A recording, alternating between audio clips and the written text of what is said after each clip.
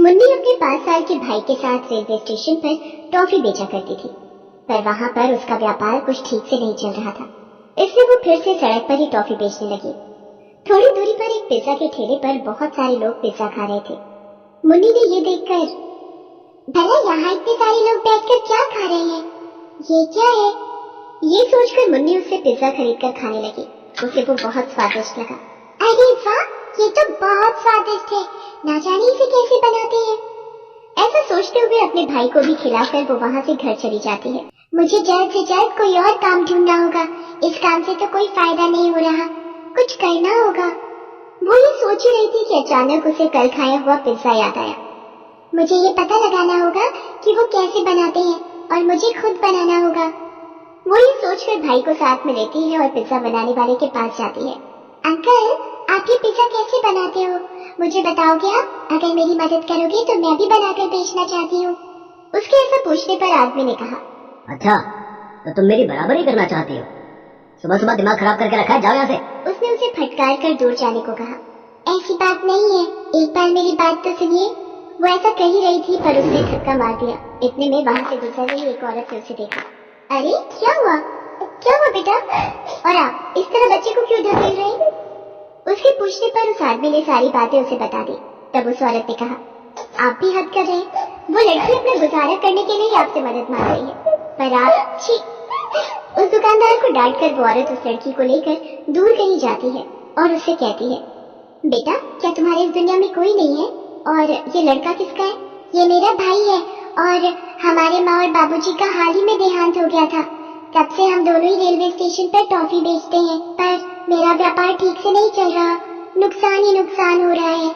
मेरी समझ में कुछ नहीं आ रहा है। बस कल मैंने ये देखा था, यहाँ बहुत लोग पिज्जा खा रहे थे, इसीलिए पिज्जा बनाने की विधि जान रही थी, पर वो मुझे डांट रहे हैं। ये कहकर वो रोने लगी। ओहो, ठीक है बेटा, चिंता मत करो, ये मोबाइल रख लो, इससे तुम जो चाहे सीख सकती हो। इसमें देखकर तुम पिज्जा बनाने की विधि जान लेना, फिर खुद का व्यापार शुरू कर सकती हो। इस पर मुन्नी ने हामी भरी। मुन्नी ने उस औरत के दिए हुए मोबाइल से पिज्जा बनाने की विधि अच्छे से सीख ली। मुन्नी ने घर पर पिज्जा बनाने की विधि शुरू की। पहले 4 बार पिज्जा ठीक से नहीं बना, बहुत ही बेस्वाद बना था, पर उसने हार नहीं मानी और कोशिश करती रही, तो 5वां पिज्जा बहुत अच्छा बन गया। मुन्नी बहुत खुश हो गई। सुन भाई, अब ये पिज्जा बहुत अच्छा बन गया। अगर ये पिज्जा का काम चल गया तो समझो अपनी जिंदगी सुधर गई। ये सोचकर उसने अगले ही दिन रेलवे स्टेशन पर जाकर पिज्जा बनाना शुरू कर दिया। ताजा ताजा स्वादिष्ट पिज्जा लीजिए, ताजा ताजा स्वादिष्ट पिज्जा लीजिए। इस तरह आवाज देकर वो लोगों को पिज्जा बेचने लगी। बहुत कम दाम में बेच रही थी, इसलिए कई लोग आकर पिज्जा खरीद रहे थे। बहुत ही कम समय में सारे पिज्जा बिक जाने की वजह से वो घर जल्दी लौटी। भगवान जी, आज मुझे पूरे 1000 रुपए का फायदा हुआ। हर दिन ऐसे ही मुझ पर अपनी कृपा करना। इस तरह हर रोज पिज्जा के जरिए बहुत पैसे कमाने लगी। कुछ ही दिनों में उसने रेलवे स्टेशन पर एक छोटी सी दुकान जमा ली, जहाँ पर वो पिज्जा का व्यापार कर रही थी। उसका पिज्जा का व्यापार दिन दुगनी रात चौगुनी हो रहा था। इन सब के पीछे उस औरत का हाथ था। ये सोचती हुई वो घर लौटी। अपने माता पिता की तस्वीर के सामने खड़े होकर उसने, माँ बाबूजी, आप दोनों के बिना हमारी जिंदगी एकदम दुर्बल हो गई है। आज हम 3 वक्त की रोटी खा पा रहे हैं, तो इन सब के पीछे उस औरत का हाथ है। उनका उपकार मैं कभी नहीं भूल सकती, जो जहाँ भी रहे खुश रहे। ऐसा आशीर्वाद आप उन्हें देते रहना, क्योंकि आपके बच्चों की खुशी का कारण वही है, और साथ ही साथ हमें भी आशीर्वाद दीजिए। इतने में पिज्जा का व्यापार करने वाला वो आदमी घर आ जाता है। ए लड़की, आज के बाद तू पिज्जा का व्यापार नहीं करेगी, और अगर ऐसा किया ना तो तुझे और तेरे भाई को मार दूंगा। क्यों भला? मैं आपकी बराबरी में ठेला थोड़ी लगाती हूँ, मैं तो रेलवे स्टेशन पर पिज्जा बेचती हूँ। तुमने वहाँ पर शुरू किया है, इसीलिए तो कोई मेरे पास से पिज्जा नहीं खरीद रहा है। इतने में मुन्नी की सहायता करने वाली वो औरत भी वहाँ पर आई। तुम ऐसा ही कुछ दुस्साहस करोगे, ये मैं जानती थी, इसीलिए मैं मुन्नी पर हमेशा नजर रख रही थी। तेरा कहा मैंने सब रिकॉर्ड कर लिया है, पुलिस को इसका सबूत दे दूंगी। अरे नहीं नहीं, ऐसा कुछ मत करना, मैं कुछ नहीं करूँगा, मैं जा रहा हूँ। ऐसा कहकर घबरा कर वो वहाँ से भाग गया। मुन्नी रोते हुए उस औरत के गले से लग जाती है। बेटा, तुम्हें घबराने की कोई जरूरत नहीं, तुम्हें जब भी जरूरत हो मैं यही पास में रहती हूँ और सब ठीक हो जाएगा। मैं चाहती हूँ तुम्हारा बड़ा नाम हो। इस तरह उस औरत ने धीरज दिया मुन्नी बहुत खुश हुई। जैसे उसने कहा था, सच में मुन्नी का बहुत अच्छा नाम हुआ। इतनी छोटी उम्र में पिज्जा का व्यापार करने वाली ये एक लड़की थी, इसलिए न्यूज में भी उसका नाम आ रहा था। मुन्नी इन सब से बहुत खुश हो रही थी। उसे आगे बढ़ता देख उस औरत को भी बहुत खुशी मिली। इस तरह मुन्नी को उसकी मेहनत का फल मिल गया।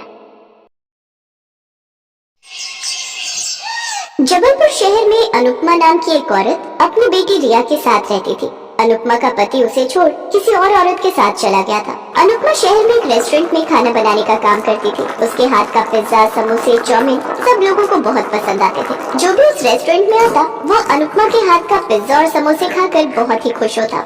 मल्होत्रा साहब, आपके यहाँ के पिज्जा और समोसे खाकर तो मजा ही आ गया। ऐसा क्या डालते हो उसमें?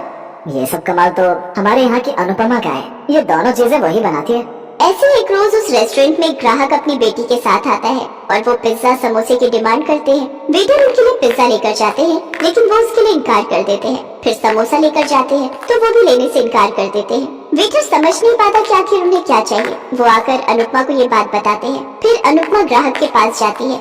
माफ कीजिएगा सर, हम समझ नहीं पा रहे कि आप क्या खाना चाहते हैं। आप मुझे बताइए, मैं यहाँ शेफ का काम करती हूँ। अच्छा मैडम, वो एक बार हम मनाली घूमने गए थे तो वहाँ मेरी बेटी नेहा ने समोसा पिज्जा खाया था। समोसे के अंदर ही पिज्जा की स्टफिंग करके वो लोग समोसा पिज्जा बनाते हैं। नेहा को समोसा पिज्जा बड़ा पसंद आया था, इसीलिए वो यहाँ भी वही मांग रही है। आप बस मुझे 15 मिनट दीजिए, मैं अभी आती हूँ। कुछ ही देर में समोसे में पिज्जा की स्टफिंग भर के वो लाकर उन्हें देती है, जिसे खाकर वो बहुत ही खुश होते हैं। वाह पापा, ये तो बहुत ही अच्छा है, मजा आ गया। ये तो उस मनाली वाले से भी बहुत अच्छा है। सचमुच मल्होत्रा सर, आपकी शेफ ने तो कमाल ही कर दिया। उस दिन के बाद से उस रेस्टोरेंट में एक डिश और बढ़ गई। अब तो समोसा पिज्जा की वजह से वो रेस्टोरेंट भी ज्यादा फेमस हो गया। अब तो लोग दूर दूर से अनुपमा के हाथ का समोसा पिज्जा खाने आते। खुश होकर मालिक ने अनुपमा की तनख्वाह भी। रेस्टोरेंट में एक रजनी नाम की लड़की काम करती थी। रेस्टोरेंट में सब अनुपमा की तारीफ करते थे। ये देख रजनी उससे काफी जलने लगती है। जिसे देखो सब इसी के गुण गाते रहते हैं, लेकिन मैं इसे यहाँ से निकलवा कर ही रहूंगी। एक रोज जब अनुपमा पिज्जा समोसे की स्टफिंग बना रही होती है, तभी उसका फोन आ जाता है। इतने में ही रजनी पीछे से दवा उस स्टफिंग में मिला देती है। फिर अनुपमा उनसे पिज्जा समोसा बनाकर तैयार कर लेती है और जब ग्राहक को वो खाने को देती है तो उसे खून की उल्टियाँ होने लगती है। ये देख उस आदमी की पत्नी रेस्टोरेंट के मालिक को बुलाती है। ये देखिए, आपका ये समोसा पिज्जा खाते ही मेरे पति को खून की उल्टियाँ हो रही हैं। अगर मेरे पति को कुछ भी हुआ ना तो मैं तुम्हें छोड़ूंगी नहीं और जेल की हवा खिला कर रहूंगी, साथ ही इस रेस्टोरेंट को भी बंद करवा कर रहूंगी। नहीं, ऐसा मत कीजिए, मैं अभी से यहाँ से निकाल देता हूँ और आपके हस्बैंड को अस्पताल लेकर चलता हूँ, कुछ नहीं होगा। नहीं सर, लेकिन मैंने कुछ नहीं किया। मल्होत्रा अनुपमा को काम से निकाल देता है। ये देख रजनी बहुत खुश होती है। उधर अगले दिन से अनुपमा कई होटल और रेस्टोरेंट में जाती है, लेकिन उसकी कहानी सुनकर कोई उसे काम नहीं देता। इस शहर में तो मुझे कोई काम ही नहीं दे रहा, साथ ही बचत भी कम ही बची है। अब मैं क्या करूं? मुझे लगता है मुझे अपने गांव चले जाना चाहिए। अनुपमा रिया के साथ अपने गांव आ जाती है। गांव में वो अपने पुराने घर में रहने लगती है। घर में सफाई करते वक्त उसकी नजर घर के पीछे रखे एक ठेले पर जाती है, जो उसके पिता का था, जिसमें वो समोसे बनाकर बेचा करते थे। माँ, ये तो नाना का ठेला है ना? हाँ बेटी, इसमें बाबा समोसे बनाकर बेचा करते थे। तो माँ, आप भी तो कितना अच्छा समोसा पिज्जा बनाती थी, अब आप इस ठेले पर वो बनाकर बेचना शुरू करो। अरे वाह, ये आइडिया तो बहुत अच्छा है, मुझे क्यों नहीं आया? अनुपमा ने नौकरी करके कुछ बचत की थी, जिनसे वो राशन पानी लाती है, साथ ही समोसा पिज्जा बनाने के लिए जरूरी सामान भी लाती है। फिर अगले दिन सुबह जल्दी उठकर समोसे पिज्जा बनाती है और ठेले पर लगाकर उन्हें बेचना शुरू कर देती है। तभी उसके पास उस गाँव का मुखिया आता है। अनुपमा बेटी, ये ठेला तो तुम्हारे पिता मनोहर का है ना? वो तो इसमें समोसे बनाकर बेचते थे, लेकिन आखिर तुम इसमें क्या बनाकर बेच रही हो? काका, ये भी समोसे है, लेकिन ये आज के जमाने के समोसे हैं। अच्छा, फिर एक चखाना तो। अनुपमा उन्हें पिज्जा समोसा देती है। वाह वाह, लाजवाब, क्या स्वाद है। वाह बेटिया, हमने तो कभी सोचा ही नहीं था कि ये इतने अच्छे होंगे। मुझे 2 और दे दो। वैसे कितने का है? सिर्फ 20 रुपए का काका।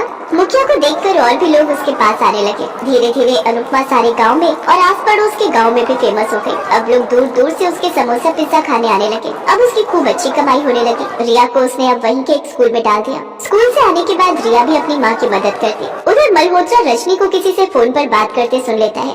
वो उसकी सारी बात अपने फोन में रिकॉर्ड कर लेता है। अच्छा किया जो मैंने उस अनुपमा को यहाँ से निकलवा दिया, जिसे देखो उसी के गुण गाता रहता। तो अनुपमा कितनी बुद्धू निकली। उसके पिज्जा समोसे में दवाई मिलाई मैंने और नाम लगाया उस अनुपमा पर और उसे यहाँ से निकाल कर बाहर किया।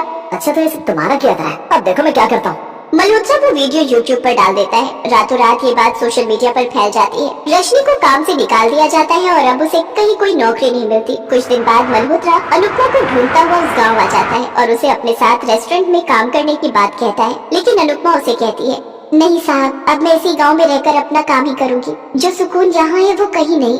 ठीक है अनुपमा, जैसा तुम्हें ठीक लगे, लेकिन मेरे रेस्टोरेंट के दरवाजे हमेशा तुम्हारे लिए खुले रहेंगे। कुछ ही समय बाद अनुपमा और भी ज्यादा तरक्की करने लगी और अब उसने गांव में ही खुद का एक बड़ा रेस्टोरेंट खोल लिया, जहां दूर दूर से उसके पास ग्राहक आने लगे। अब वो दिन दुगनी रात चौगनी तरक्की करने लगी। उसने अब अपना बड़ा घर बना लिया और अपनी बेटी के साथ खुशी खुशी रहने लगी।